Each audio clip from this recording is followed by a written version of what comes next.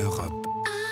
Europe 1. Il est 8h16 et ce matin, Patrick Cohen, vous recevez deux économistes pour un débat sur la réforme du Code du travail. Bonjour Gilles Berset. Bonjour. Cette réforme, vous la réclamez depuis plus de 15 ans. Professeur à l'université d'Aix-Marseille, vous avez signé il y a 2 ans avec Jacques Barthélémy Réformer le droit du travail, un rapport pour la fondation Terra Nova, publié ensuite chez Odile Jacob. Bonjour Patrick Artus. Bonjour. Vous êtes directeur de la recherche et des études économiques chez Natixis. Merci l'un et l'autre de répondre à ces questions simples du moins dans l'énoncé. Le Code du travail est-il vraiment un frein à l'emploi? Sécuriser les licenciements ou les faciliter peut-il inciter les patrons à embaucher? Quel effet possible sur le chômage, Gilles Berset? Alors les effets sur le chômage sont sûrs, mais il faut pas en attendre malgré tout la solution au chômage massif qu'on connaît en France. C'est l'un des éléments de la solution. Parmi beaucoup d'autres éléments de solution, réforme sur le marché des biens, réforme encore sur le marché du travail de la formation professionnelle, réforme de la fiscalité en France qui est très dissuasive à l'investissement et surtout à l'investissement innovant. Vous voyez, il y a toute une palette de réformes qui sont indispensables à mener en France. Et cette réforme du Code du travail en est est un des éléments de cette palette, mais seulement l'un des éléments indispensables. Effet certain, en êtes-vous certain, Patrick Artus, vous? Oui, je crois, sur ce point, je suis assez d'accord avec Gilbert. Un mauvais code du travail avec des obstacles à l'embauche, par exemple la grande incertitude qu'on avait avant sur les coûts de licenciement, par exemple, ou la difficulté d'avoir du dialogue dans les petites entreprises, ça empêche de créer des emplois quand, par ailleurs, les entreprises ont envie de créer des emplois. Et donc, réformer le Code du travail de la façon qui a été faite, ça permettra de créer des emplois si, par ailleurs, les entreprises ont envie de créer des emplois. On a l'exemple italien, on a une réforme assez importante du Code du travail, avec un nouveau contrat de travail, avec accumulation progressive de droits. Ça n'a créé des emplois que parce qu'en même temps, le gouvernement italien a sorti ça d'une forte baisse des cotisations sociales des entreprises. Et dès qu'on a arrêté la baisse des cotisations des entreprises, on a pu créer d'emplois. Donc, ça suffit pas. C'est une condition nécessaire, mais qui, en soi, ça ne créera pas d'emploi. Donc ça créera d'emplois si par ailleurs, on va, et ceci va être très probablement fait, beaucoup baisser les cotisations sociales sur les plus bas salaires, ce qui est la mesure la plus efficace pour créer des emplois. Baisser le coût du travail peu qualifié. Si par ailleurs la demande internationale reste suffisamment forte, ce qui est le cas aujourd'hui, si les entreprises ont envie d'investir, et Gilbert a raison, il y a une mesure massive qui est la réforme de la fiscalité du revenu du capital, qui est un choc considérable. Un dividende sur une action va être taxé à 30%, c'était 60% avant. Mais vous voyez, c'est un facteur permissif de la création d'emplois, mais en soi, ça ne crée pas des emplois. Gilles Berset, il y a une étude de l'INSEE parue en juin dernier auprès des employeurs sur ce qui pourrait constituer des freins à l'emploi. Les employeurs ne répondent pas en priorité que ce qui les empêche d'embaucher, ce sont des barrières liées à la réglementation. Ils parlent de la demande, de la question de la formation professionnelle, du manque de main-d'œuvre. Ah oui, absolument. Il y a une quantité de facteurs qui font que la France fait partie des quelques rares pays qui connaissent encore un chômage massif dans le monde développé. Quelques rares pays, il y en a très peu. La France en fait partie.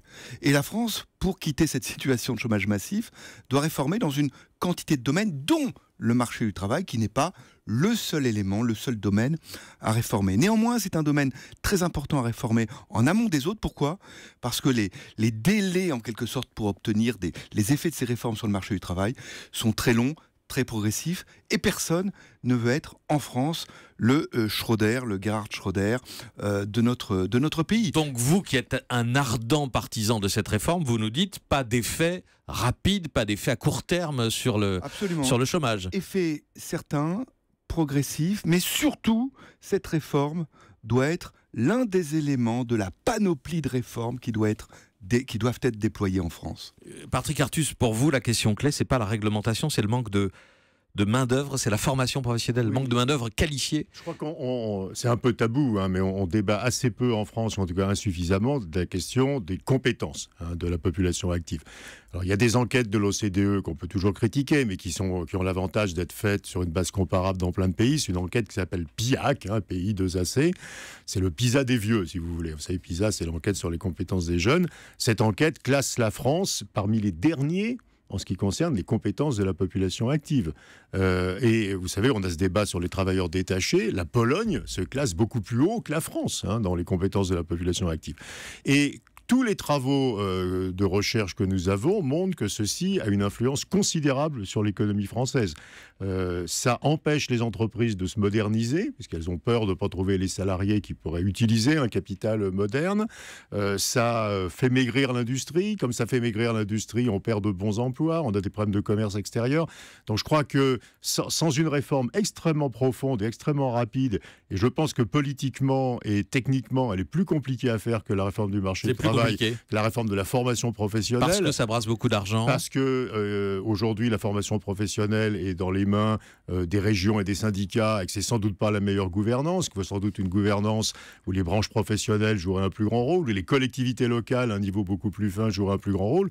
Cette réforme, qui va être à mon avis plus difficile que la réforme du Code du travail, est absolument centrale. Si on la fait pas, on restera coincé par ce problème de compétences. Gilles Berset, je reviens sur l'une des questions clés posées par les ordonnances Pénicaud, la réforme telle qu'elle est présentée aujourd'hui par le gouvernement, la facilitation des licenciements. L'OCDE nous dit qu'il n'est pas plus difficile globalement de licencier en France qu'en Allemagne. Est-ce que c'est réellement un problème Ce qui est très particulier en France, c'est l'incertitude.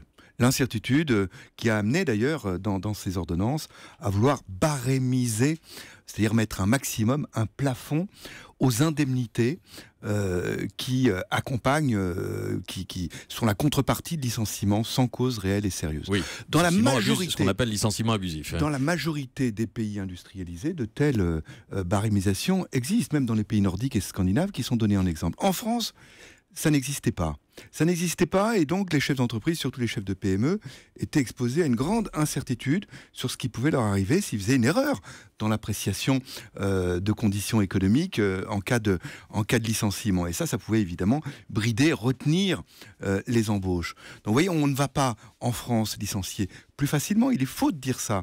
On ne va pas licencier plus facilement avec la mise en œuvre de ces ordonnances. C'est pourtant l'idée qui circule et qui va traverser quelques slogans de cortège aujourd'hui dans toute la France. C'est pas vrai. Par contre, on va donner plus de visibilité sur la pénalisation maximum à laquelle sont exposés les chefs d'entreprise en cas de licenciement sans cause réelle et sérieuse. Et encore une fois, il faut souligner, une telle barémisation existe partout, ou presque partout ailleurs. Patrick Artus, vous n'avez pas compris ça comme philosophie de la réforme, qu'il était question de laisser aux employeurs la faculté de licencier plus facilement ? Deux choses. Les licenciements économiques en France, c'est 2% des causes d'entrée au chômage.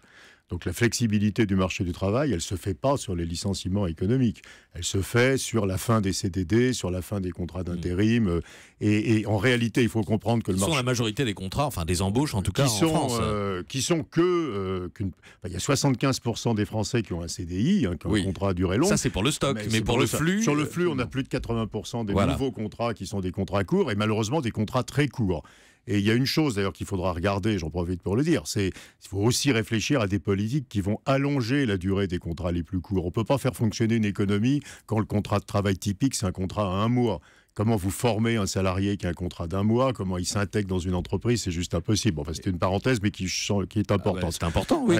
Comment on peut faire pour allonger les contrats courts ? Je pense qu'il va falloir faire ce que tous les économistes, y compris Jean Tirole, vous savez, le Prix Nobel français, réclament depuis très longtemps, qui est de pénaliser les contrats trop courts, de faire une espèce de bonification des contrats plus longs et de pénalisation des contrats courts. À nouveau, on parlait tout à l'heure des compétences et de la formation. Comment vous formez un salarié qui est 1 mois dans une entreprise ? C'est juste impossible. Donc il faut en même temps allonger les contrats. Ça me paraît d'ailleurs un sujet de discussion avec les syndicats qui est assez positif. Juste, je reviens sur votre point. Le marché du travail en France, en réalité, il est flexible. Je veux dire, il est flexible, mais de la façon la plus horrible qui soit. C'est-à-dire que la flexibilité est assurée par la petite partie de la population qui a des contrats courts. Et ceci est très, très inefficace. Gilles Berset. Oui, je suis tout à fait d'accord avec Patrick. Et sur ce qui va se passer du côté des contrats courts, sur cette réflexion sur comment inciter les entreprises à embaucher sur des durées plus longues, bien sûr, ces éléments de réflexion vont être dans la réforme programmée de l'assurance chômage qui va être discutée très, très prochainement après la réforme du Code du travail. Donc c'est quelque chose d'essentiel qui est programmée, qui est indispensable aussi, qui fait partie de la panoplie de réformes que j'évoquais tout à l'heure. Gilbert Sette, si je vous ai bien entendu et si je vous ai bien lu auparavant, il me semble que la réforme que vous espériez devait être plus proche de l'entreprise que des branches. Dans le résultat d'aujourd'hui, on a quand même une série de concessions qui a été faite par le gouvernement sur les accords de branche. C'est vrai que dans cette série d'ordonnances, on peut avoir des impressions mitigées, mais il faut être très attentif, les détails sont importants. La première ordonnance donne l'impression que les branches vont pouvoir brider énormément la négociation d'entreprise. Et puis quand on va un petit peu plus loin dans la lecture, on voit que la 4e ordonnance, qui est passée quasiment inaperçue, qui ne fait que 3 pages, nous dit que, malgré tout, le ministre pourra, de sa propre initiative, saisir un comité d'experts pour juger du bien fondé de l'extension de tout accord. Et pourra le faire de sa propre initiative ou à la demande d'un partenaire social. Si bien que le terrain est préparé pour éventuellement, la pratique le dira, ne pas étendre des accords qui pourraient être conclus au niveau des branches si on considère que ces accords ne sont pas favorables à l'émergence de nouvelles entreprises, au développement de l'activité, à une concurrence saine dans cette branche. Merci Gilbert Sette. Je rappelle que vous êtes professeur à l'université d'Aix-Marseille. Réformer le droit du travail, c'est toujours disponible chez Odile Jacob. Merci à vous. Patrick Artus, je rappelle que vous êtes directeur de la recherche et des études économiques chez Natixis. Europe 1.